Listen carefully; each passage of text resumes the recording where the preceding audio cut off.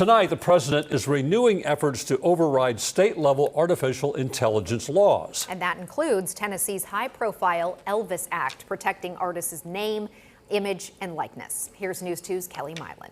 A draft executive order now circulating in Washington could give the federal government sweeping authority over artificial intelligence and strip states of the power to enact their own protections. Tennessee is one of the states with the most at stake. Its Elvis Act, passed just last year, made national headlines for giving artists new control over their voice, image, and likeness in the age of AI. If federal preemption comes to fruition, it could potentially invalidate the Elvis Act. And the Elvis Act was passed just last year to protect creators. Earlier this week, President Trump posted that over-regulation by the states is threatening to undermine this major growth engine and argued the U.S. needs, quote, one federal standard. The message rooted in a broader concern, falling behind China in AI development. In states like California, New York, and Colorado have very stringent regulatory schemes.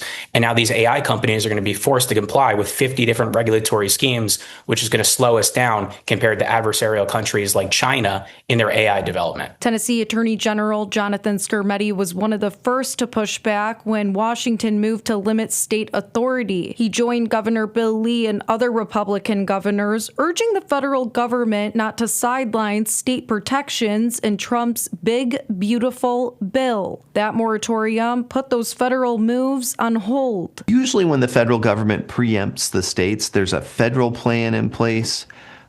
So, there would be a comprehensive federal regulatory scheme, and that you don't want the states to bump into that. But here, the federal government isn't doing anything to regulate AI. If the executive order is signed, it would not take effect immediately. It would first move to Congress for review, where lawmakers would determine how broad preemption should be and whether laws like Tennessee's Elvis Act remain intact, are weakened, or are swept aside entirely.